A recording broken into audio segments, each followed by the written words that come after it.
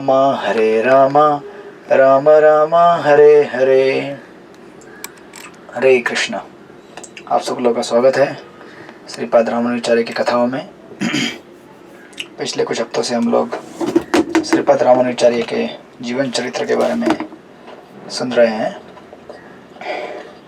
इसी की कड़ी में हम पिछले बार देख चुके थे कि किस तरह से चोला किंग का आक्रमण होता है श्रीरंगम के ऊपर। और जैसे कि पिछले कथा में हमने सुना था कि भारत में हमेशा ये एक कंपटीशन रहा है श्री वैष्णविज्म और शैविज्म के बीच में। जो भगवान शिव के भक्त हैं, तो ऑफकोर्स जो वास्तव में भक्त हैं शिव जी के, वो जानते हैं कि वैष्णवानाम यथा शंभु, भगवान शिव भगवान विष्णु के भक्त करके जानते हैं। लेकिन जिनको जानकारी नहीं है, जो सोचते हैं कि शिव जी ही श्रेष्ठ हैं, वो विष्णु के भक्तों के साथ कंपटीशन करते हैं।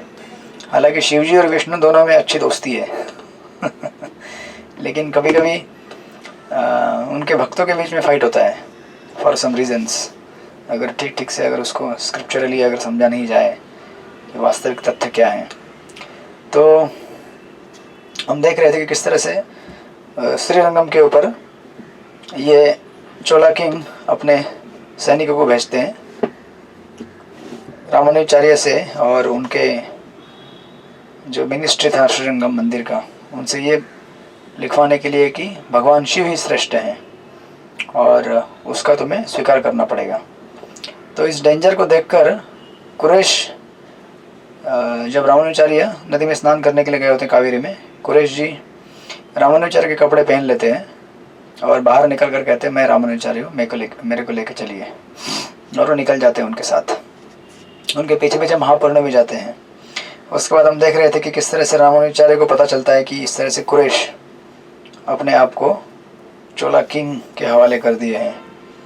और श्रीरंगम के ऊपर इस तरह से अनएक्सपेक्टेड मोमेंट में आए हुए इस आक्रमण को देखकर रामानुजाचार्य, चूँकि उस समय लीड कर रहे थे श्री वैष्णविज्म को, इस फेथ को और प्रोटेक्ट करने के लिए और आगे बढ़ाने के लिए वहाँ से निकल जाते हैं।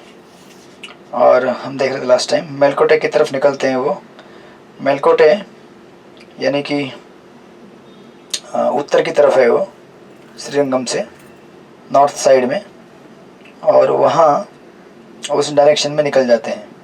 और हम देख रहे थे कि किस तरह से चोला के किंग चोला के जो राजा के जो सैनिक है उनका पीछा करते हैं। उनको पता चलता है कि असली रामानुजाचार्य तो और कहीं जा रहे हैं और ये उनके डिसाइबल कुरैश हमारे पास आ गए रामानुजाचार्य बन के। तो रामानुजाचार्य उनका पीछा करते समय हम देख रहे थे किस तरह से उनके शिष्य रामानुजाचार्य नदी का जो बालू रहता है सफ़ेद, वो रास्ते में फेंकते हैं। उस बालू से चिपक कर सारे सैनिक पीछे रुक जाते हैं। एक अद्भुत और दिव्य सुपरनैचुरल घटना वहाँ पे घटती है। और सैनिक वहीं पे रुक जाते हैं सोच कर कि ये लोगों ने कुछ तो काला जादू कर दिया हमारे ऊपर। और रामानुजाचार्य और उनके सहपाठी सारे डिसाइपल्स आगे उत्तर की ओर बढ़ते जाते हैं। तो वहाँ से हम देख रहे थे। उसके बाद जैसे ये लोग आगे बढ़ते हैं नीलगिरी पर्वतों की तरफ, तो घने जंगल से और पर्वतों से होते हुए नीलगिरी पर्वतों के बेस में ये लोग पहुंच जाते हैं धीरे धीरे, उसके तलहटी के उधर।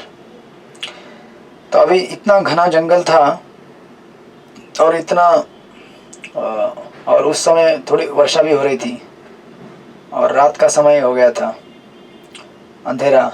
उसमें ये सब लोग तितर बितर हो जाते हैं वहाँ पे नीलगिरी पर्वत के तलहटी के उधर, और सब यहाँ वहाँ बिखर कर, किसी को पता नहीं कि कौन किस तरफ गया है। तो कुछ ऐसे छोटे छोटे ग्रुप बन जाते हैं, एक दो ऐसे, एक ग्रुप इधर एक ग्रुप इधर, ऐसे दो ग्रुप स्कैटर हो जाते हैं वहाँ पे। तो यहाँ पे वर्णन आता है कि अब एक दूसरे को ढूंढते ढूंढते ये लोग जंगलों में भटक रहे थे उस समय, रात के समय में। और वर्णन है कि उस समय उस जंगल में अभी जंगल का एरिया, तो कुछ कुछ बीच बीच में लैंड भी रहता है, प्लेन जगह, जहाँ पे वहाँ पे उसके आसपास रहने वाले लोग फार्मिंग करते हैं, खेती करते हैं। तो एक जो ग्रुप था, दो ग्रुप बढ़ गए थे। एक ग्रुप वो देखते हैं कि एक जगह पे कुछ किसान लोग खेत में काम कर रहे हैं, यू नो, और उन लोगों में एक व्यक्ति रहते हैं, उनका नाम रहता है तिरुमलाई नल चक्रवर्ती। एक्चुअली वो रामानुजाचार्य के पुराने डिसाइबल रहते हैं श्रीरंगम से, वो यहाँ पे आके बस गए होते उस गांव में। तो जब ये सब लोग देखते हैं कि वहाँ पे कोई व्यक्ति काम कर रहे हैं, तो ये जो डिसाइपल है रामानुजाचार्य के, वो भी उनको पहचान जाते हैं कि ये श्री वैष्णव है, क्योंकि उस तरह का उनका पोशाक था, तिलक लगा के वो लोग चल रहे थे आगे। तो ये दोनों देखकर बड़े प्रसन्न हो जाते हैं एक दूसरे को कि कोई तो मिल गया हमारे पहचान का यहाँ पे। तो जाकर एक दूसरे को पूछताछ करना चालू करते हैं, और जो श्रीरंगम की पार्टी है जो वहाँ पे बिखर गई थी, उनसे ये लोग पूछते हैं, ये जो डिसाइपल थे तिरुमलाई नल्ल चक्रवर्ती, उनको पूछते हैं कि आप लोग कहाँ से आ रहे हैं और इतनी रात को और इस समय कहाँ जा रहे हैं संध्या के समय में।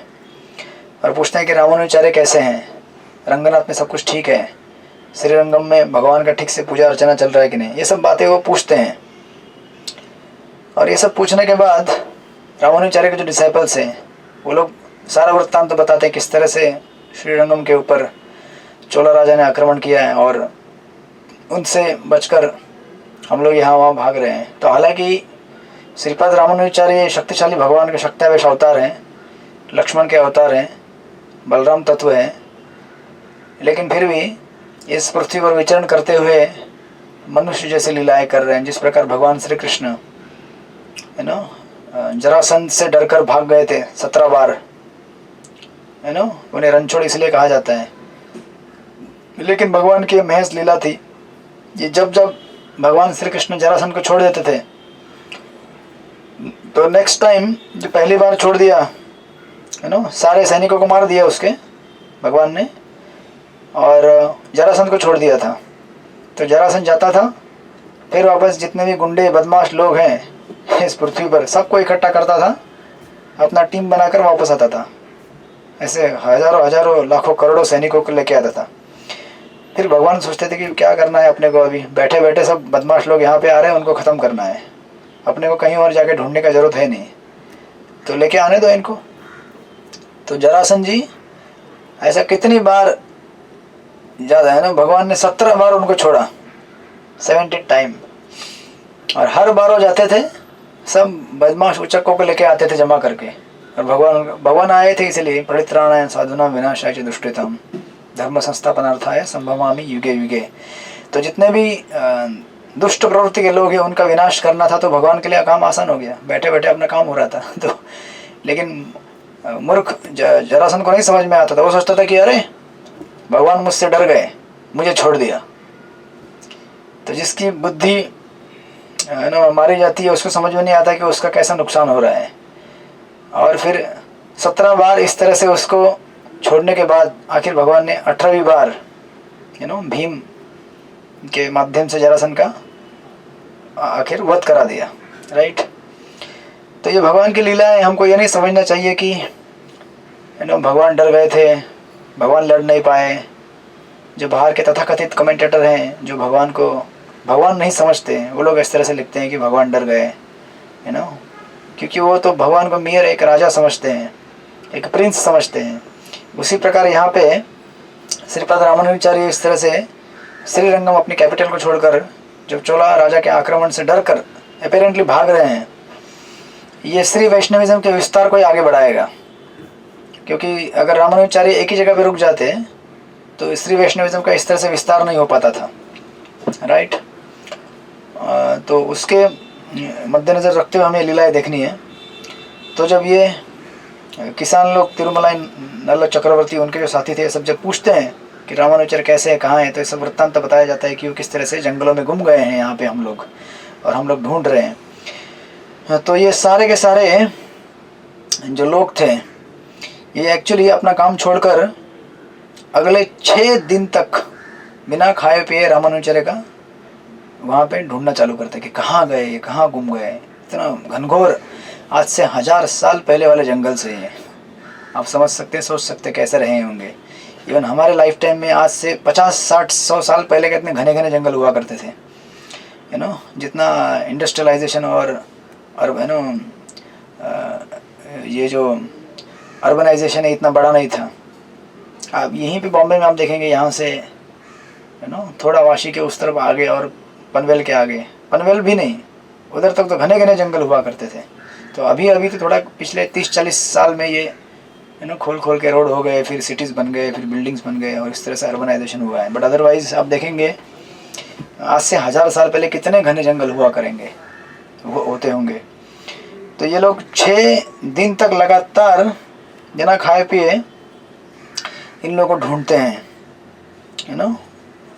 और 6ठे दिन, 6th नाइट, यू नो, उन लोगों को थोड़ा थोड़ा कुछ आवाज़ आना चालू होता है किसी व्यक्तियों का, एक है ना, एक व्यक्तियों का हर्ड, एक ग्रुप कहीं पे तो जंगलों के बीच में कहीं एक जगह पे रुका हुआ है। और वर्णन आता है कि यू नो ये लोग, और देखिए लोगों के बोलचाल से समझ में आता है कि ये लोग कौन हैं। तो ब्राह्मण लोग जब एकत्र रहते हैं तो उनका एक अपना कन्वर्सेशन रहता है, जब क्षत्रिय लोग एकत्र आते हैं तो उनका अपना कन्वर्सेशन रहता है। लोगों के बोलचाल से हम समझ सकते हैं कि ये पार्टी में कौन है यहाँ पे। आपको अभी इतना ये नहीं मिलेगा आज के इस कल्चर में, ब्राह्मण क्षत्रिय शूद्र वैश्य क्या बात करते हैं। उस ज़माने में लोगों के अपने अपने यू नो कैरेक्टर से लोगों को समझा जा सकता था। तो रामानुजाचार्य जहाँ पे रुके थे यू नो अपने डिसाइपल्स के साथ, उनकी बात सुनकर इन लोगों को समझ में आता कि यहाँ पे तो कोई ब्राह्मण लोग हैं, है ना। मतलब क्या, पूजा पाठ चल रहा होगा, भगवान का नाम जप कर रहे होंगे, हरे कृष्णा कृष्ण कृष्ण हरे हरे, हरे राम राम राम हरे हरे, या वैदिक मंत्रों का उच्चारण हो रहा होगा, या फिर भागवत या फिर शास्त्रों से सुन रहे होंगे वो लोग। तो जब लोग आवाज़ सुनते हैं उनसे, they listened. Ramanuja's party also sighted fire which the searching party had lit. तो ये लोग अभी रात के समय ढूंढ रहे थे, तो हाथ में मशाल जलाकर उसको लेकर ढूंढ रहे थे। रामानुजाचार्य के लोग भी देखते हैं कि कोई तो लोग आ रहे हैं यहाँ पर, उनके हाथ में लकड़ी के जले हुए मशाल्स वगैरह हैं, और है ना, क्योंकि वो बरसात हो रही थी, वर्षा हो रही थी, ऐसा एकदम घनघोर अंधेरा और बारिश का समय था। तो जब ये लोग एक दूसरे के आमने सामने आते हैं यू नो और पता करते हैं कि ये कौन है, तो एग्जैक्टली रामानुजाचार्य भी डिस्कवर नहीं हुए उसमें, क्योंकि रामानुजाचार्य ने क्या किया था कि कुरेश के कपड़े पहने थे, वाइट कपड़े, और इतने यू नो साल बीत गए थे, जो तिरुमला नल्ला चक्रवर्ती उनके जो लोग वहाँ ढूंढ रहे थे वो तो नहीं जानते थे ठीक से, और रामानुजाचार्य कितने वर्षों के बाद श्रीरंगम से बाहर निकले हुए थे, तो उनके इतने पहचान में नहीं आए। तो ये लोग एक दूसरे से मिलते हैं, और फिर उनको जो पार्टी आई थी रामानुजाचार्य की, उनको इस तरह से ठंड और बरसात से इस तरह से यू नो परेशान देखकर ये लोग उनके पास जो भी सामान था उनको देते हैं, कपड़ा वगैरह, और उनको खाने के लिए यहाँ पे वर्णन है, क्योंकि ये लोग क्या थे, वो जंगलों में काम करने वाले किसान थे, तो उनके पास शहद और कुछ अनाज दोनों को मिक्स करके लोग यू नो खाने के लिए गेस्ट को देते थे। ट्रेडिशनल एक पदार्थ है, खाने वाला प्रसाद। तो ये सब लोग उनको वहाँ पे बिठाते हैं और आग जलाते हैं, आग जलाकर थोड़ा गर्मी महसूस करते हैं, नए कपड़े देते हैं और खाने पीने की चीज़ें देते हैं उनको। और फिर ये लोग इंक्वायरी करते हैं कि whence are you call coming from sir, आप कहाँ से आ रहे हैं। तो रामानुजाचार्य के पार्टी के लोग बोलते हैं हम लोग श्रीरंगम से आ रहे हैं। और ये लोग पूछते हैं कि रामानुजाचार्य कैसे हैं हमारे, अभी तक डिस्कवर नहीं किया उन्होंने रामानुजाचार्य हालांकि उसी पार्टी में है। ये लोग पूछते हैं कैसे हैं हमारे रामानुजाचार्य, है ना, और कहते हैं कि रामानुजाचार्य उनके बीच में रहते हुए भी क्या हुए, शांत रहे, कुछ बोले नहीं। और फिर उनके डिसाइपल बोलने लगे आप लोग कैसे रामानुजाचार्य को जानते हैं, ऐसा करके बोलने लगे। तो ये लोग पूरा कथा बताते हैं कि किस तरह से हमें जंगल में यहाँ पे आपके ही लोग मिले थे और वो बताया कि आप गुम गए हैं, और हमारे ही ग्रुप के एक हेड हैं यू नो तिरुमला नल्ला चक्रवर्ती, वो आपके डिसाइपल है रामानुजाचार्य के, तो इसकी वजह से हम जानते हैं। तो जब ये सुनते हैं कि अरे ये तो हमारे ही यू नो गुरु के डिसाइपल्स हैं, दोनों एक दूसरे खुश होकर यू नो वहाँ पे उस रात को गुजारते हैं, है ना, एक शेड में, गुफा जैसा जगह में। और इतने थके हुए थे ये लोग, 6 दिन से सर्च कर रहे हैं, और वो लोग भी काफ़ी थके हुए हैं यहाँ वहाँ घूम घूम कर। तो ये लोगों के पास जो भी सामान था उनको शेयर करने के बाद, कपड़ा, खाने पीने की चीज़, आग जला के थोड़ा सा गर्मी लेकर ये लोग उस रात को वहीं पे रुक जाते हैं और रेस्ट करते हैं। दूसरे दिन you know the next morning फिर अब ये दोनों ग्रुप मिल गए एक्चुअली, यू नो, रामानुचार्य का जो एक बैंड गुम गया था और दूसरा, ये दोनों इसमें मिल जाते हैं, और दोनों को लेकर ये लोग उत्तर की दिशा की तरफ और आगे बढ़ना चालू करते हैं, उस नीलगिरी पर्वतों की उस तरफ। और थोड़ा आगे जाने पर आप देखेंगे उनके साथ लगभग वर्णन है कि 45 उनके शिष्य थे रामानुचार्य के, 45 डिसाइपल्स।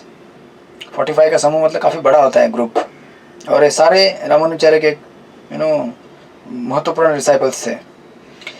तो ये जब लोग आगे बढ़ते हैं और 6 दिन और आगे चलकर, तो और जंगलों के घने घने एकदम अंदर में पहुंच जाते हैं।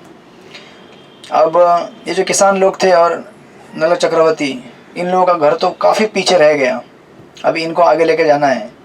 तो ये जो जंगलों में उस समय में जंगलों के हेड हुआ करते थे, यू नो, एक एक पर्टिकुलर सेक्शन के एक अधिकारी लोग हुआ करते थे। तो ये लोग उनके पास लेके जाते हैं जंगल के, यू नो, एक चीफ जो उधर का जो रूलिंग पर्सन था उसके पास, फॉरेस्ट का, और कहते हैं कि देखो सर, ये हमारे गेस्ट हैं, यू नो, श्रीरंगम से आए हुए हैं, हम आपको इन्हें सौंप रहे हैं, और आप इनका अच्छी तरह से खातिर कीजिएगा, और इनसे जो भी खर्चा पानी होगा इनको, यू नो, केयर लेने में, उसके बदले में आपने जो हमें, यू नो, हमने जो आपको कोकोनट दिया है, साउथ इंडिया है ना, कोकोनट का ज़्यादा बिजनेस होता है उधर हमने जो भी आपको बहुत सारे नारियल दिए हैं, यू नो, उसके अगेंस्ट इसको राइट ऑफ कर देना। ऐसा करके सारे किसान उन जंगल के हेड को बोल के वहाँ से फिर रामानुचार्य की पूरी टीम से विदाई लेकर वहाँ से निकल जाते हैं। रामानुचार्य एक्चुअली खुद को डिस्कवर नहीं करा रहे, क्योंकि वो इनकॉग्निटो है, क्योंकि चोला राजा के आक्रमण से बाहर भागे हुए हैं, इसलिए अपने आप को रिवील नहीं कराते वो। इस तरह से अपने यहाँ पे ऑथर लिखते हैं, thus interesting their holy burden to the good hands है ना। होली बर्डन यानी कि उनके गेस्ट कोई साधारण गेस्ट नहीं थे। तो 6-7 दिन, 10-15 दिन हो गए उनको वहाँ से बाहर निकल कर, मतलब उन किसान, आपको रामानुचार्य को तो काफ़ी समय हो गया उनकी टीम को, लेकिन उन जंगलों से उनके जो डिसाइपल थे नल चक्रवर्ती और वो सब, उनको इतना आगे लेके आए, 12-13 दिन, 6 दिन ढूंढने के बाद, फिर और 6 दिन आगे चलने के बाद फिर वो आगे इनके पास इनको सौंप के यहाँ से निकल जाते हैं। तो उस समय जब उनके पास सौंपा जाता है रामानुचार्य के डिसाइपल्स और रामानुचार्य को, तो उनके जो राजा थे वहाँ पे, वो एक्चुअली जंगल के हंटिंग के लिए गए थे, शिकार के लिए बाहर। उनकी पत्नी घर पे थी, तो पत्नी उनको वेलकम करती है घर में, और उसके थोड़े समय बाद राजा आ जाते हैं, उनके लोकल किंग, और वो रानी बताती कि किस तरह से, यू नो, ये हमारे गेस्ट हैं। तो राजा बोलते हैं कि अभी हमको भोजन करना है, लेकिन हमारे से गेस्ट के पहले हम कैसे भोजन करेंगे, तो इनकी व्यवस्था की जाए। तो अभी ये लोग तो जंगलों में रहने वाले, you know, kind of hunting meeting करते थे ये लोग, तो सब कुछ खाते पीते थे। इनके घर तो रामानुचार्य खाने वाले हैं नहीं, यू नो। रामानुचार्य के जीवन में देखेंगे इतनी पवित्रता बरती जाती है खाने पीने के बारे में, यू नो। आप देखेंगे आगे इसका प्रसंग आएगा अभी, कि राजा को भी पता है कि ये लोग तो हमारे इधर खाने वाले हैं नहीं। तो ये लोग, राजा रानी बात करते हैं, सोचते हैं कि इनको कहाँ भेजा जाए। तो उस गांव में थोड़ा दूर पे एक ब्राह्मण का घर रहता है उनके कम्युनिटी में। तो ये बोलते हैं कि चलो इनको उस ब्राह्मण के घर में भेज दिया जाए, जहाँ पे उनका केयर लिया जाएगा। तो उनको वहाँ भेज दिया जाता है और बताया जाता है कि आप इनका केयर ले लो। तो उस ब्राह्मण के घर में उसकी पत्नी रहती है, ब्राह्मणी, उसका नाम रहता है कट्टलाई वरई, है ना, कट्टलाई वरई करके। सॉरी, ये उनका राजा का नाम है, और सॉरी ब्राह्मण का। उनकी वाइफ थी कोंगिल पिरट्टई और चलंचा लंबा करके, साउथ इंडियन नाम है। तो जैसे रामानुचार्य उनके घर में आते हैं, उनको दंडवत लगाती है ये, यू नो, और बोलती है कि क्या मैं आप सबके लिए खाना बना सकती हूँ क्या, कुकिंग कर सकती हूँ क्या। जब ये पूछा जाता है तो एक्चुअली रामानुचार्य के डिसाइपल्स उनसे पूछते हैं थोड़ा नेगेटिव सेंस में they replied in the negative tone, to whose fit sirs do you belong. देखिए, आप किसके संप्रदाय या जात से जुड़े हुए हो, तो उनकी पत्नी कहती है, she replied Ramanuja, you know she, और वो भी पूछते कि आप कौन से संप्रदाय से जुड़े हुए हैं। दोनों बताते कि हम एक दूसरे रामानुचार्य से जुड़े हुए हैं। तो ये लोग बोलते हैं रामानुचार्य से कैसे जुड़े हैं आप लोग, इतना दूर दराज श्रीरंगम से कई किलोमीटर दूर दराज यहाँ पे आप लोग ऐसे कैसे रामानुचार्य से जुड़े हुए हैं। तो उनकी पत्नी बोलती है कि आप डाउट मत करो, मैं एक्चुअली रामानुचार्य से ही बिलोंग करती हूँ, और इसके बारे में मैं आपको एक वृत्तांत बताऊँ कि कैसे मैं रामानुचार्य से जुड़ी हुई हूँ। तो अपना वृत्तांत बताती, कहती है कि आज से कुछ साल पहले हमारे इस एरिया में एक्चुअली सूखा आ गया था, बरसात नहीं हुई थी। तो इसकी वजह से मैं और मेरे पति ने ये जगह छोड़कर हम लोग श्रीरंगम चले गए, और श्रीरंगम में जाकर हम लोग बस गए थे। श्रीरंगम के एक पर्टिकुलर जगह में हम लोग बसे हुए थे, वहाँ पे हमारा 2nd फ्लोर बिल्डिंग में घर था। तो वो कहती है कि रामानुचार्य एक्चुअली रोज़ भिक्षा मांगने के लिए अपने आश्रम से बाहर निकलते थे, सुबह का मॉर्निंग रिचुअल से ड्यूटीज़ पूरा करने के बाद। और एक बार वो मेरे घर के इधर से गुजरे, तो मैंने सोचा कि अभी हर घर में जाते हैं तो मेरे घर में क्यों ना आए। इसलिए वो रामानुचार्य जब उसके घर से गुजर रहे थे तो रामानुचार्य उस घर के पास आए, और घर के पास आकर जब इनकी तो इच्छा थी कि घर पे आए और भिक्षा मांगे मुझसे, ताकि मेरी भी रामानुचार्य से मुलाकात हो, मैं जान सकूँ अध्यात्म के बारे में। तो रामानुचार्य उनके घर पे इधर आते हैं भिक्षा मांगने हेतु। तो एक्चुअली ये लेडी दरवाजे के पीछे छुप जाती है, ऐसा दरवाज़ा खोल कर। तो रामानुज बोलते कि ये क्या है, मैं आपके इधर भिक्षा मांगने के लिए आया, आप इस तरह से क्यों छुपे हुए हैं। तो ये बोलती है कि मुझे ना एक उलझन है, मुझे समझ में नहीं आ रहा है एक चीज़। वो बोलते कि आप गरीबों के घर पे भोजन मांगने के लिए निकलते हैं, भिक्षा, और साथ में मैं ये देखती हूँ कि आपके चरणों में बड़े बड़े राजा लोग सिर झुकाते हैं, ये कैसे। तो ये बहुत बड़ा मतलब एक गुत्थी, ये उलझाना पड़ेगा आपको कि आपके कोर्ट में, आपके आश्रम में बड़े बड़े चक्रवर्ती सम्राट लोग आते हैं और आपके इधर सर झुका के चले जाते हैं, और आप घर से बाहर निकल कर भिक्षा मांगते हो, ये कैसे संभव है। ये मुझे समझ में नहीं आया आज तक। तो रामानुचार्य थोड़ा मुस्कुराते हैं और कहते हैं कि ये मिस्ट्री मैं आपके लिए सॉल्व करूँगी। कहते हैं, dear daughter, I tell these main bits of news about God and they become attach to my person. जब भी मेरे पास ये बड़े राजा चक्रवर्ती सम्राट लोग आते हैं तो मैं उनको भगवान के बारे में थोड़ा सा बताता हूँ, जिसकी वजह से वो भगवान से आसक्त होते हैं। तो अभी शास्त्रों में आपको वर्णन आएगा, देखिए, ब्राह्मण, क्षत्रिय, शूद्र, वैश्य, ऐसे 4 क्लास हैं। तो ब्राह्मण ये भगवान से आसक्त रहते हैं और भगवान से गाइडेंस लेते हैं, और इनके नीचे जो क्लास रहता है that is Kshatriya class. Kshatriya class हमेशा ब्राह्मणों के मार्गदर्शन में चलता है। वर्णाश्रम पद्धति में इस तरह से लोग जीवन व्यापन किया करते थे, इसीलिए समाज इतना सुव्यवस्थित था। और ब्राह्मणों के नीचे, क्षत्रियों के नीचे वैश्य, वैश्य क्षत्रियों के अंडर में जीते हैं, और फिर उनके नीचे है शूद्र क्लास, जो ऊपर के 4 क्लासों के ऊपर डिपेंड रहते हैं। कहने का तात्पर्य ये है कि जब तक ब्राह्मण क्षत्रिय ब्राह्मण के अंडर में रूल नहीं करेंगे तो वो अपने आप को गलत कारोबार चला सकते हैं, मतलब गलत काम उनसे हो सकते हैं सोसाइटी में।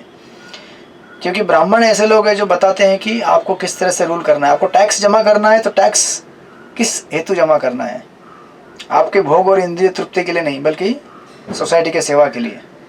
और ब्राह्मण और ये क्षत्रिय भी देखते हैं कि ये ब्राह्मण लोग इस तरह से पॉवर्टी में रहते हैं, लेकिन इन लोगों के जीवन में इतना सेटिस्फैक्शन, इतनी संतुष्टि है, और संसार के लिए इन्होंने संसार की परवाह न करते हुए उसको छोड़कर अध्यात्म में लीन है। इसका मतलब ये है कि हमारे पास इतना बड़ा राज्य होते हुए भी, इतनी धन दौलत संपत्ति होते हुए भी हम लोग इतने प्रसन्न नहीं रहते, लेकिन ये लोग इतने खुश रहते हैं जीवन में। मतलब इनके पास ऐसा कुछ तो है जो हमसे बढ़कर है और वैसे ब्राह्मण भी उस टाइम में हुआ करते थे, ऋषि हुआ करते थे जो भौतिक भोग से अनासक्त और विरक्त रहते थे। तो ऐसे लोगों को देखकर नेचुरली हमें इंस्पिरेशन मिलता है।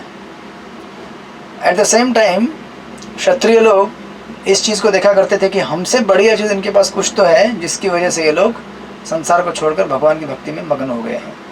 तो नेचुरली दे वुड सबमिट, इनका आदर करते थे। और इस तरह से ब्राह्मण और क्षत्रियों के बीच में आपसी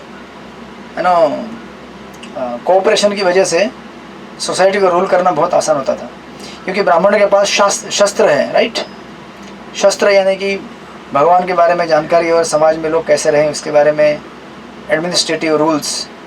तो इनको अभी समाज में एडमिनिस्ट्रेट करना है तो शस्त्र की ज़रूरत है, और शस्त्र प्रोवाइड किया जाता है क्षत्रियों के द्वारा।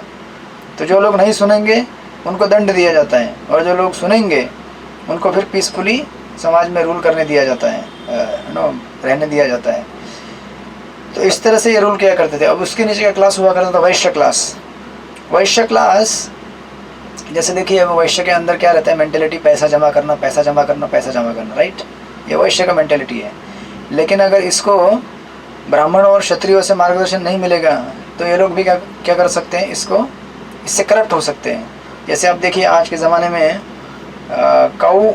गायों को पालना ये वैश्यों का कर्तव्य है, राइट। किस लिए? ताकि गाय दूध देती है और दूध से बिजनेस करते हैं ये लोग, उससे घी बनाएंगे, मक्खन बनाएंगे, जो भी है। लेकिन गाय जब बूढ़ी हो जाती है तो ये लोग उसको मार देते हैं, बराबर। क्यों? क्योंकि इन लोगों को मार्गदर्शन नहीं है ब्राह्मणों का, क्षत्रियों का। इसीलिए शास्त्रों में गाय को क्या कहा जाता है? गौ माता। ऐसा नहीं कहा जाता कि गाय कोई एक जैसे कोई, ऐसा नहीं कि ये कोई बिजनेस है। तो अगर आपको धर्म का शासन नहीं रहेगा तो फिर लोग क्या हो जाते हैं? Only business minded. क्षत्रिय कैसे हो जाते हैं? Only business minded. मुझे खाली रूल करना है और मज़ा करना है और फिर मेरा टेरिटरी बढ़ाना है और मुझे भोग करना है, बस। लेकिन किस लिए और क्यों, ये उनको पता नहीं है। उसी प्रकार जो वैश्य हैं, इसलिए देखिए वेस्टर्न टर्मिनोलॉजी में एक्चुअली हमारे यहाँ तो गौ पालन कहते हैं, उनके यहाँ कहते हैं कैटल रियरिंग। कैटल रियरिंग यानी कि हमने अपने इतिहास के इसमें पढ़ा होगा पशुपालन।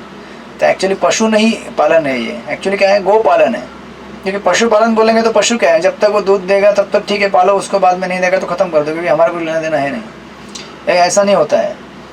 हम गाय को, इसलिए क्षत्रियों को ये रूल है कि वो लोग अगर टैक्स लेते हैं तो उन्हें चैरिटी भी देना चाहिए, इज़न्ट इट? उन्हें दान भी देना चाहिए।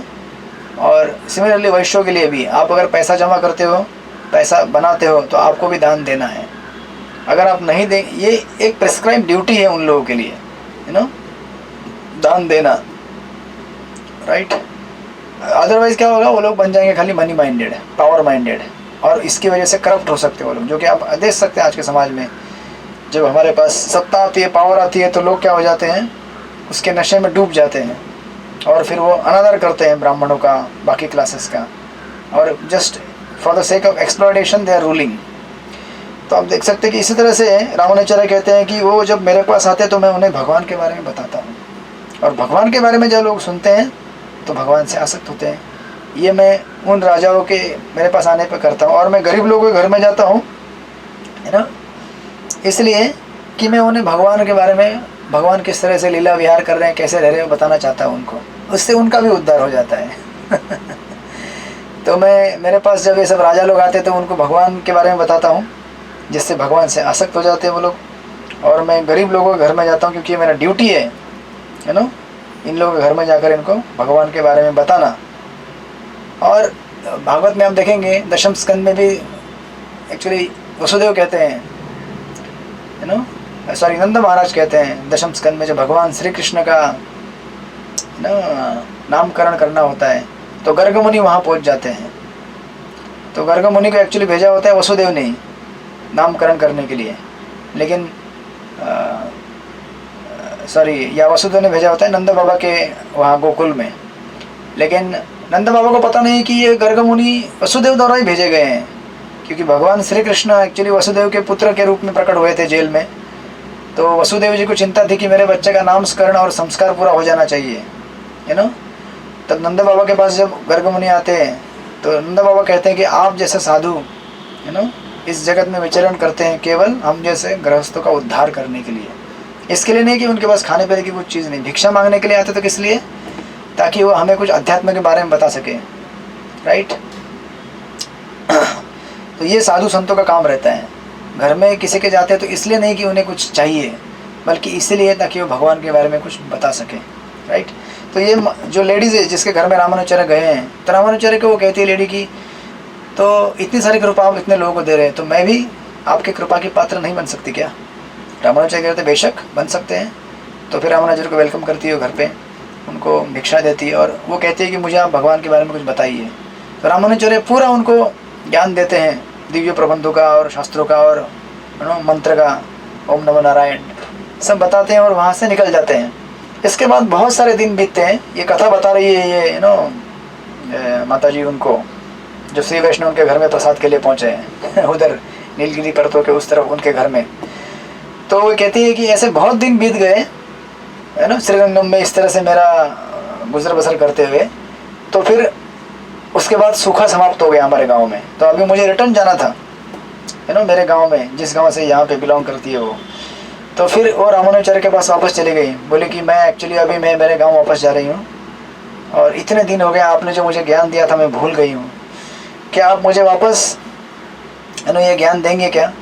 और तो रामानुजाचार्य वापस रिपीट करते हैं जितना भी उन्होंने उस टाइम बताया था पहली बार, सब चीज़ बताते हैं। और ये लेडी पूछती है कि मैं जा रही हूँ लेकिन आप मुझे कुछ ऐसे आपकी चीज़ देंगे पहचान के लिए कि जिससे मैं पूजा कर सकूँ जब मैं अपने गांव में रहूँ। तो रामानुजाचार्य इतने कृपाशाली रहते हैं कि रामानुजाचार्य अपना सैंडल अपना पादुका निकाल के उस लेडी को देते हैं, कहते हैं कि इसको लेके जाओ और तुम इससे मुझे अभिन्न समझना और इसकी पूजा करना, इसके रूप में मैं हमेशा आपके पास प्रेजेंट रहूँगा।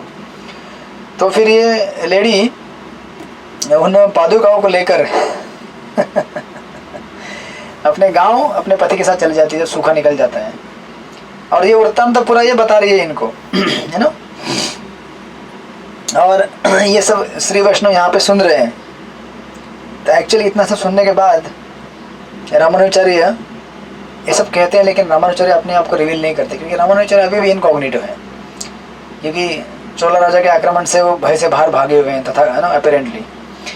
तो फिर वो रामानुजाचार्य बोलते हैं कि ठीक है आप हमारे लिए कुकिंग कर सकते हो। देखो कितना मतलब परखा जा रहा है कुकिंग करवाने के लिए भी, खाना पीना है लेकिन ये प्रॉपर वैष्णव है कि नहीं, भक्त है कि नहीं, ये सब जानकारी ले रहे हैं वो। फिर ये लेडीज़ अंदर जाती है ना और अपने घर में जाकर अच्छी तरह से नहा धोकर साफ़ सफाई कर भोजन बनाना चालू करती है ना सारे श्री वैष्णव के लिए। और भोजन बनाने के बाद एक्चुअली अंदर, और इस बीच रामानुजाचार्य क्या कहते हैं उनके शिष्य को, जाके देखो जरा क्या कर रही है, कहाँ जा रही है क्योंकि रामानुजाचार्य को तो कोई डाउट नहीं था क्योंकि रामानुजाचार्य समझ गए थे कि ये मेरे डिसाइपल है, लेकिन बाकी शिष्यों को डाउट था कि ये कौन है, रामानुजाचार्य इतना विश्वास क्यों रख रहे हैं इसके ऊपर। तो ये अंदर जाती है सब भोजन बनाने के बाद और अपना जो रहता है ना ऑल्टर घर में भगवान का घर, वहाँ पर जाके भगवान को ऑफर करती है। अंधेरा रहता है पूरा एकदम। तो ये डिसाइपल लोग देखते हैं कि ये माता जी ने कुछ तो ऑफ़र किया है, किसको ऑफ़र किया पता नहीं चल रहा है। जब बाद में ऑफ़र करके आती है और बुलाती है कि चलो अब आइए आप सब भोजन रेडी है। तो एक्चुअली रामानुजाचार्य पूछते हैं और अपने इसके लिए शिष्यों के खातिर पूछते हैं कि आपने वो अंधेरे में किसको पूजा कर रहे थे और आपने किसको भोग लगाया है ना। ये हमारे शिष्य जो है ना थोड़े से स्ट्रिक्ट लोग हैं, थोड़ा जानना चाहते हैं कि क्या एक्चुअली एग्जैक्टली आपने क्या वर्शिप कर रहे थे तो एक्चुअली ये माता बताती है कि उस रूम में अंदर मैं एक्चुअली जो भोग लगाती हूँ ये आपके रामानुजाचार्य के सैंडल्स हैं।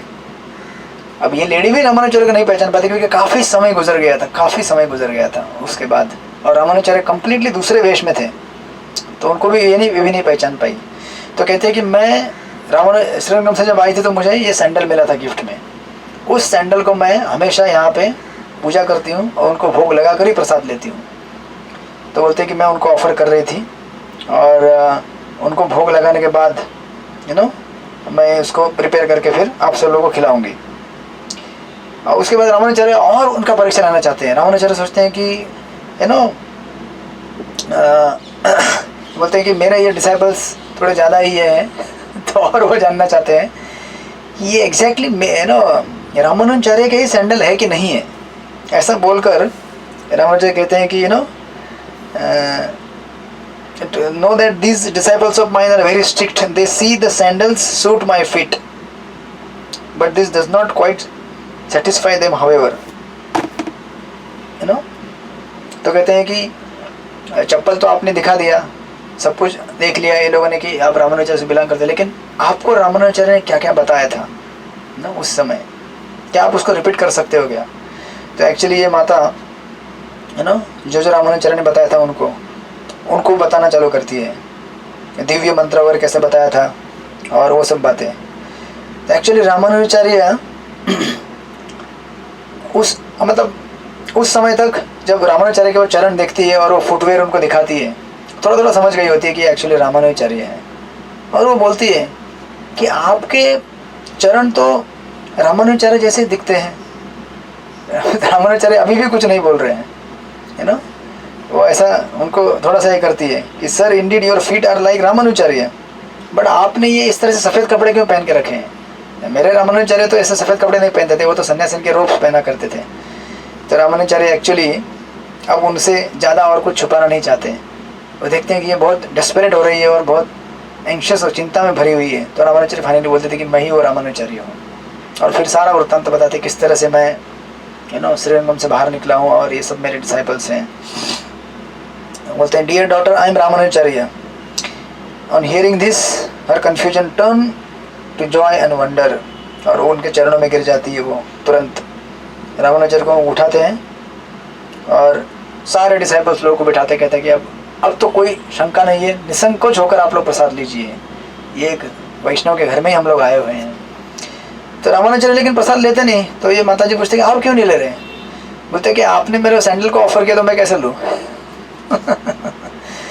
तो फिर ये अलग से रामानुजाचार्य को कहती है, रामानुजाचार्य है ना, ये माता जी कहती है कि ठीक है तो मैं आपके लिए कुछ फ्रूट्स और मिल्क और बाकी चीज़ें मंगाती हूँ। तो अलग से मंगाती है, इनको दिया जाता है। फिर ये सब लोग प्रसाद लेते हैं और आनंद से बड़े है ना उसको रिलीज करते हैं।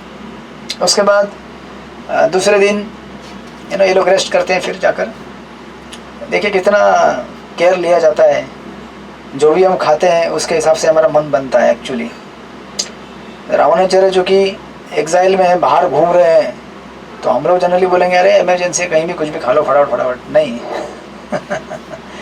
ये लोग किसी वैष्णव मतलब जो बना रहे हैं भोजन वो भी वैष्णव है नहीं है, क्या है, साफ़ सफाई कैसी है, कितना कॉन्शियसनेस को मेंटेन किया जाता है, क्योंकि जो खाते हैं हम उससे हमारा चित्त उस प्रकार का बनता है। इसलिए चैतन्य चरितामृत में कविराज गोस्वामी कहते हैं तो विषय अन्न खाए ले तुष्ट होए मन, है ना। विषय लोगों के हाथ से अगर हम अन्न खाते हैं तो हमारा मन भी विषयी हो जाता है, चित्त हमारा विषयी बन जाता है। तो दूसरे दिन एक्चुअली इनके जो हस्बैंड है इस माता जी के, है ना, ये पूछते हैं कि कौन है हमारे यहाँ, कौन आए कैसे। तो बताती है कि ये एक्चुअली मेरे गुरु रामानुजाचार्य आए हैं श्री है ना रंगम से। और ये कहती है कि उनके पति देखते हैं कि ये तो उपवास कर रही है, तो कुछ खाती नहीं है एक्चुअली। तो पति पूछते हैं कि आप ऐसा उपवास वगैरह क्यों कर रही हो? तो कहते हैं कि हमारे यहाँ गेस्ट आए हैं, वो लोगों ने आज प्रसाद नहीं लिया है, तब तक मैं फास्टिंग करूँगी, वो लोग लेंगे तो उसके बाद लूँगी, है ना। दूसरे दिन की कथा है ये।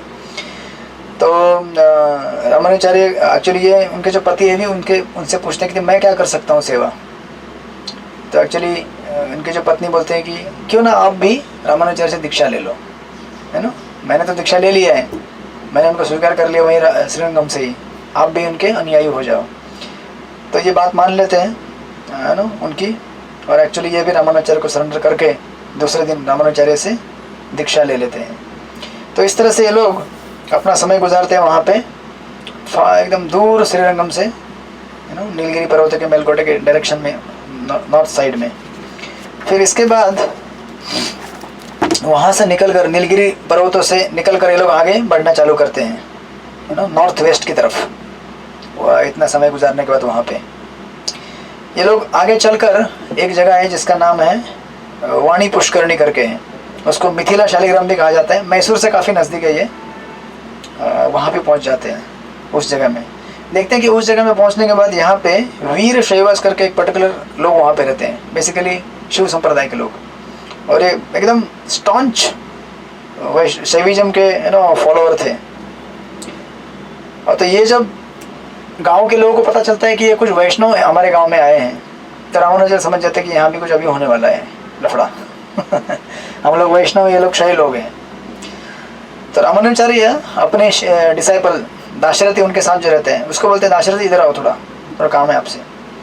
बोलते हैं कि यहाँ पे एक नहर है गांव की, जहाँ पे सब लोग अगर पानी भर के लेके जाते पीने के लिए, आप अपने चरण उसके अंदर डुबाओ। तो दाशरथी काफ़ी सरेंडर थे, बोलते हैं अच्छा मुझे ये करना है, कर देता हूँ। तो रामानुजाचार्य के निर्देशन में दाशरथी जाकर उस पानी के नहर में अपने पैर डुबाते हैं। उसका परिणाम क्या होता देखिए, वहाँ से बाद में जो भी पानी भर के लेके जाता है, चरणामृत हो गया ना वो अभी पूरा जो भी पानी लेके जाता है वो सारों के हृदय में ट्रांसफॉर्मेशन होना चालू होता है। ये सारे के सारे लोग रामानुजाचार्य के पास आते हैं, बोलते हैं हमें श्री वैष्णव बना दो। उनका कंप्लीटली ट्रांसफॉर्मेशन होता है।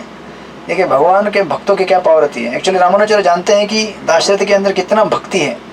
दाशरथी को बोलते हैं आप देखो क्या होता है आगे, आप खाली पैर डुबा के आ जाओ और उसका इफेक्ट होता है कि सारा का सारा गांव वहाँ पे एक्चुअली जो भी पानी लेके जाता है, अब गांव का तो पानी है तो पियेंगे ना सबके लोग वहाँ पे। जैसे कोई गांव में कुआं रहता है जहाँ से सब लोग पीने का पानी भर के लेके जाते हैं, वैसे एक नहर रहता है, वाटरफॉल। सब लोग के सब लोग रामानुजाचार्य के पास आकर उनके डिसाइपल्स बन जाते हैं और उनको, और उस गांव का नाम एक्चुअली रामानुजाचार्य कहते हैं the town deserves the name of Shaligram. Shaligram यानी कि भगवान विष्णु जहाँ पे पूजा की, भगवान विष्णु का एक रूप है शालिग्राम, है ना। तो उस तरह से उस गांव का उद्धार करते हुए रामानुजाचार्य उससे थोड़ा आगे निकल जाते हैं।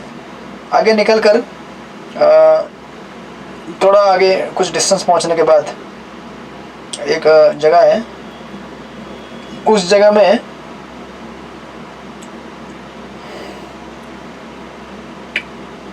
अभी आपको पिछले गांव में जहाँ पे उन्होंने कन्वर्ट किया था बहुत सारे लोगों को, उसमें से एक बड़े चीफ डिसाइपल बन जाते हैं, उनका नाम रहता है आंध्रपूर्ण, है ना।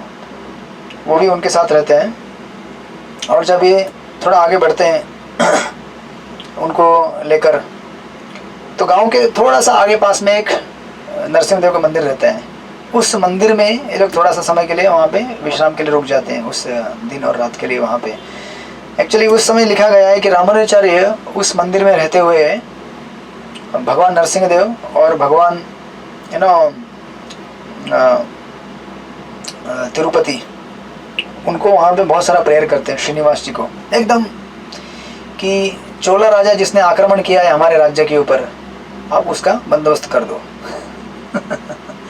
जैसे आप देखेंगे प्रभुपाद के लीलामृत में जहाँ पे जुहू का जो प्रॉपर्टी था हमारा, मिस्टर नायर ने भी बहुत ये करने की कोशिश किया था, एक्सप्लॉइट करने का। तो श्रीला प्रभुपाद ने भी भगवान नरसिंहदेव से प्रार्थना किया था, और भगवान नरसिंहदेव से प्रार्थना करने के बाद उसका परिणाम यह था कि मिस्टर नायर खुद अपने आप को जलाकर मर जाते हैं। वो प्रसंग लीलामृत में विस्तार से वर्णन किया गया है।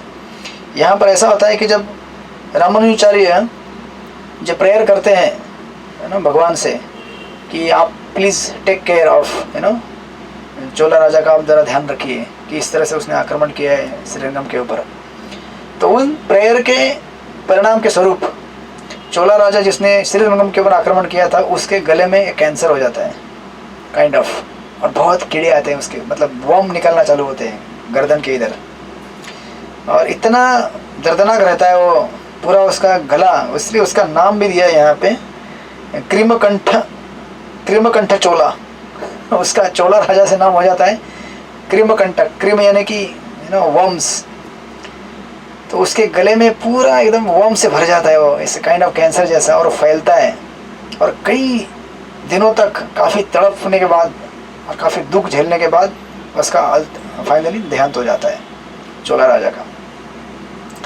इस तरह से रामानुजाचार्य अपने चोला राजा के जो आक्रमण हुआ था श्रीरंगम के ऊपर, इससे निकल जाते हैं। तो आप लोग बोल सकते हैं कि पहले भी कर सकते थे, राइट लेकिन जैसे मैंने कहा शुरुआत में कि ये रामानुजाचार्य की लीलाएं हैं जो लोगों का कल्याण करने हेतु इस तरह से विचरण भ्रमण कर रहे हैं।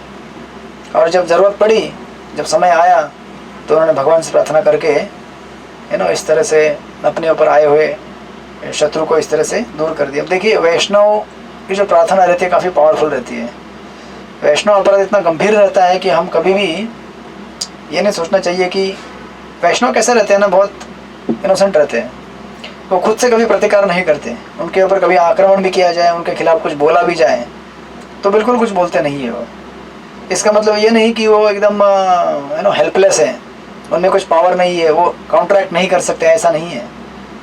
वो चाहे तो आपको तुरंत जैसे अम्बरीश महाराज और दुर्वास मुनि के प्रसंग में आप देखेंगे, अम्बरीश महाराज को जब दुर्वास मुनि ने इतना राक्षस उत्पन्न करके मारने का प्रयास किया, तो अम्बरीश महाराज वहाँ तुरंत उनको काउंटरैक्ट कर सकते थे, लेकिन नहीं किया उन्होंने।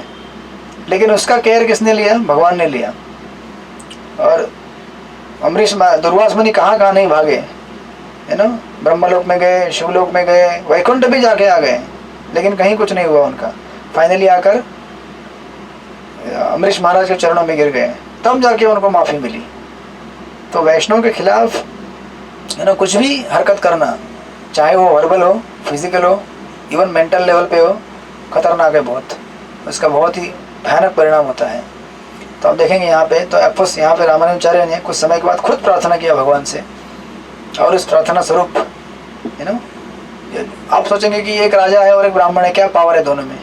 ब्राह्मण मतलब बेसिकली बेगर है, भीख मांग कर रहते हैं वो लोग, ऐसा आपको हमें लगता है समाज में कि ब्राह्मण मतलब क्या है, तो भिक्षा मांग के रहने वाले, उनके पास क्या पावर है? कोई सेना नहीं, कुछ नहीं।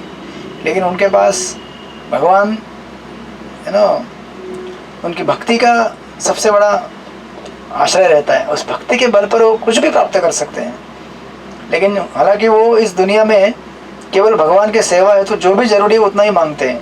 इसीलिए कभी कभी देखेंगे आप कि वॉलंटरली वैष्णव या फिर ब्राह्मण लोग पोवर्टी में रहते हैं, ताकि इस दुनिया के झमेले और झंझट से दूर रह सके, ज़्यादा इंटेंगल ना हो वो लोग इसमें।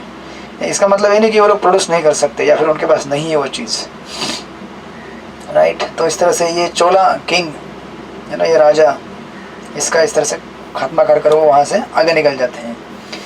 जब आगे बढ़ते हैं रामानुजाचार्य, उनका तो अभी खाली आपको जर्नी मिलेगा, किस तरह से जर्नी करते जा रहे हैं वन बाय वन अगले प्रसंग में। तो रामानुजाचार्य फिर शालग्राम या फिर जो वाणी पुष्करणी नाम का गांव था, उधर उनका उद्धार करने के बाद, सारे लोगों को भक्त बनाने के बाद आगे बढ़ते हैं। और आगे बढ़ने के बाद एक और गांव आता है, उसका नाम है तोड़नूर, राइट। गांव मतलब एक टेरिटरी है, उस टेरिटरी में एक राजा रहते हैं, उनका नाम था बिट्टी बल्लाल, राइट। और ये एक्चुअली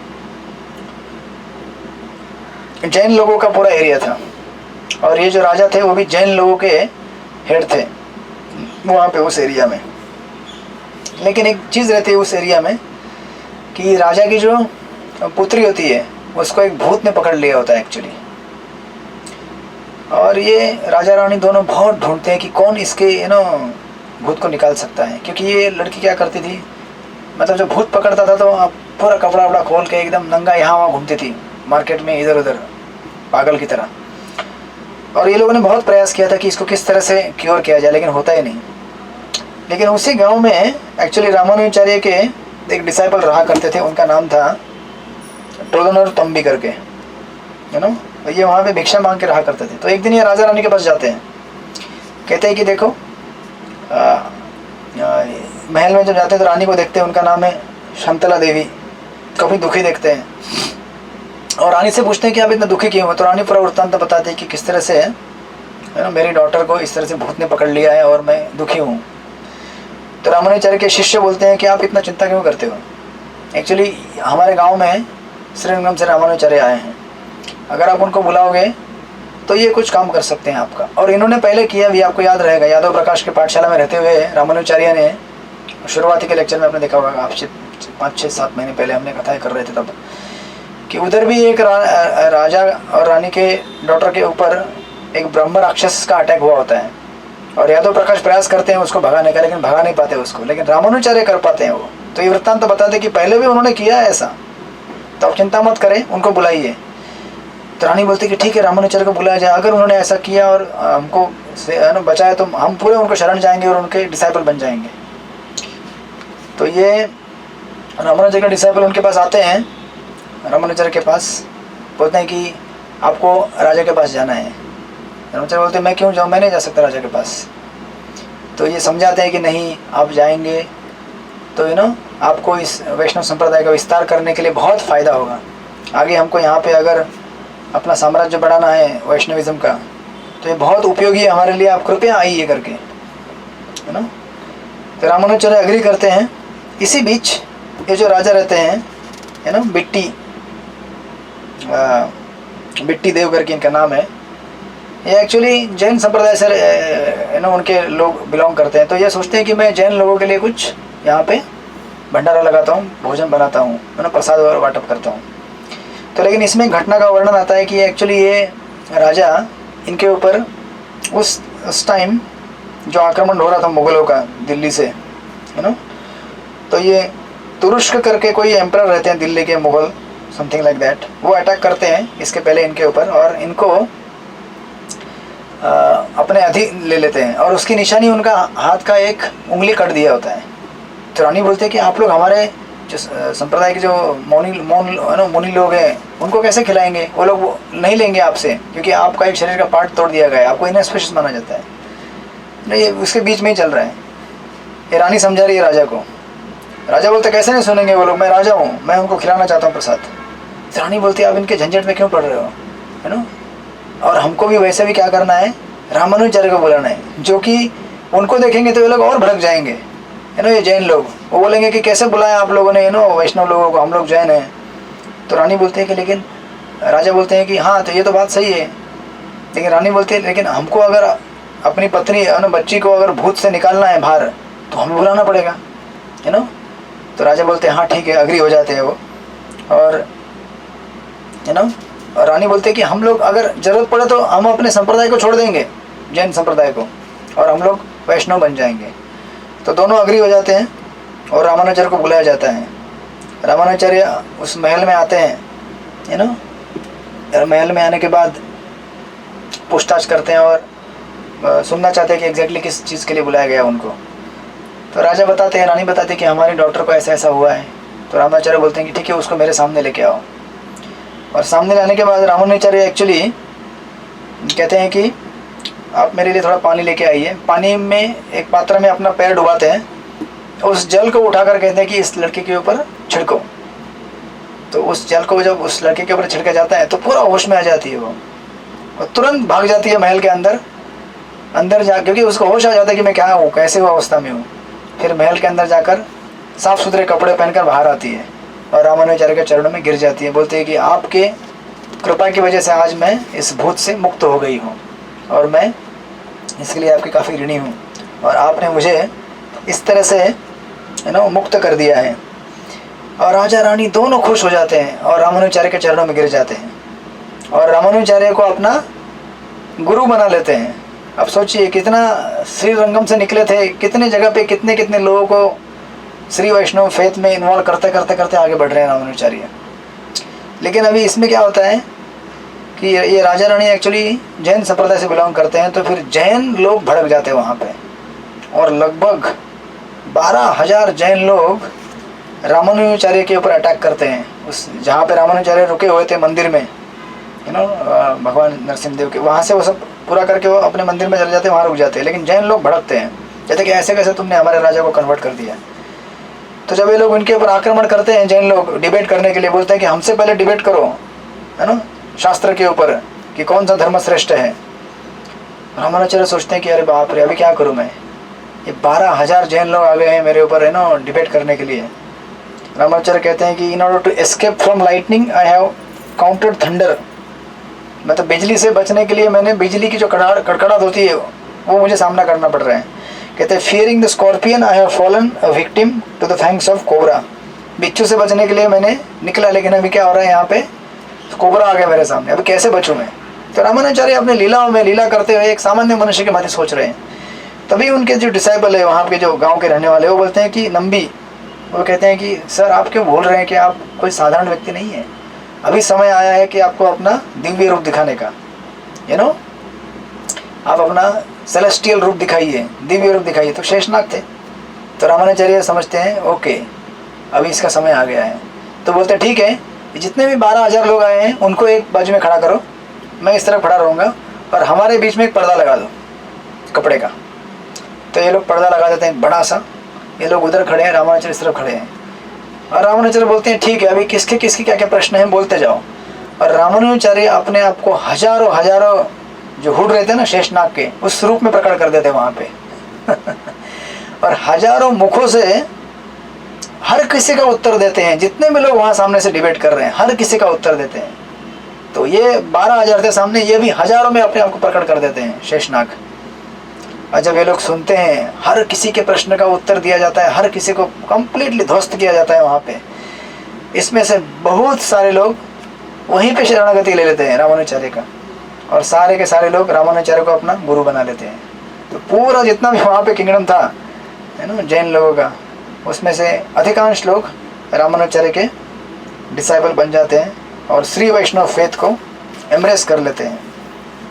और इस तरह से रामानुजाचार्य इन पूरे उधर के गांवों का उद्धार करते हुए, यू नो, नीलगिरी पर्वतों के रेंज से निकलकर फिर आगे वहाँ पे, यू नो, जंगलों से गुजरते हुए ये वाणी पुष्करणी या फिर मिथिला शालिग्राम, उसके बाद फिर ये बिट्टी देव, और उसके बाद फिर इन लोगों का कल्याण करते हुए आगे आगे बढ़ते हैं। फिर हम देखेंगे आगे किस तरह से फिर वो और आगे बढ़कर मेलकोटे की तरफ बढ़ेंगे और फिर भगवान श्री नारायण का एक मूर्ति भी डिस्कवर करेंगे जंगलों में, और उसका किस तरह से आगे स्थापना कर कर अपने संप्रदाय को आगे बढ़ेंगे, हम देख लेंगे।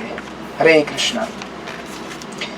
श्रीपाद रामानुजाचार्य की जय, श्रील प्रभुपाद की जय। हरे कृष्णा।